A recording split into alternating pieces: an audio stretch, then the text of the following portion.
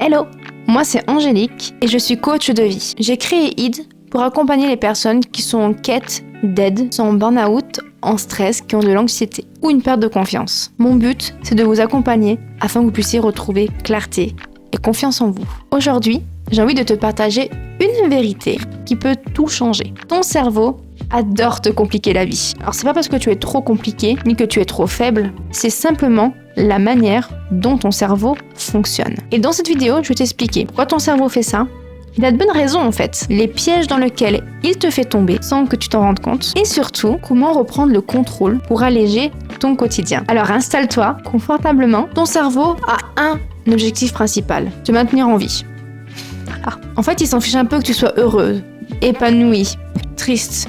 C'est pas son souci à lui. Sa priorité est est-ce que tu es en vie? Est-ce que je vais survivre à ça? C'est pour ça que tu as tendance à te rappeler plutôt des critiques que des compliments, prévoir le pire scénario plutôt que le meilleur et t'imaginer tous les et si catastrophiques. C'est ce qu'on appelle le biais de négativité. Ton cerveau, lui, croit t'aider en t'envoyant du coup ce genre d'alerte. Mais en réalité, il te fait voir ta vie comme si elle était beaucoup plus compliquée et en menaçant qu'elle ne l'était pas vraiment. Résultat, au lieu de profiter du moment présent, tu es en mode alerte rouge H24. Deuxième chose que ton cerveau adore, tourner en boucle. Tu connais sûrement ces phrases. Et si j'avais dit autre chose? Et si ça ne marchait pas? Et si je me plante? Ton cerveau te fait croire que réfléchir encore et encore va t'apporter des solutions. Mais en réalité, ça crée juste de la paralysie par l'analyse. Tu passes ton temps à prévoir, anticiper, calculer, et au final, tu n'agis pas. C'est comme si tu essayais de nager en faisant du surplace. Tu dépenses ton énergie, mais tu n'avances pas. Et ce sentiment d'être bloqué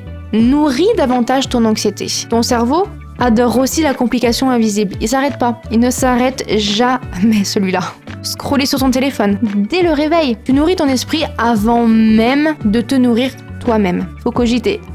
Faire 3 choses à la fois. Tu fatigues ton cerveau au lieu de gagner du temps et dire oui à tout. Tu multiplies tes obligations et tu crées une surcharge mentale. T'as pas envie? Tu dis non. C'est tout. Alors toi, tes habitudes semblent petites, mais cumulées, elles alimentent la sensation que ta vie est hors de contrôle. Alors tu vas me dire, merci Angélique, super, merci de l'information.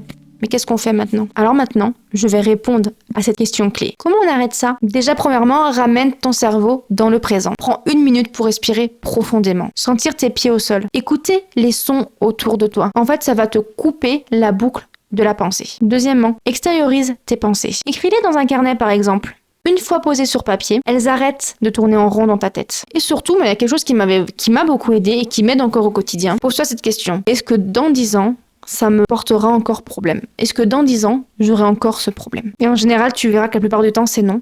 Tout simplement, c'est non en fait. Donc dans ces cas-là, passe à autre chose. Troisièmement, passe à l'action. Au lieu de réfléchir pendant 3 heures, fais une micro-action. Par exemple, envoie un mail, range un objet. Fais une marche de 5 minutes, pas plus, 5 minutes. Et ton cerveau, au fur et à mesure, va comprendre que c'est ok, que ça va aller. Et 4e point, simplifie ton quotidien. Réduis les notifications. Arrête les multitâches. Apprends à dire non. Viens me voir après la vidéo, tu verras. Je vais t'apprendre à dire non.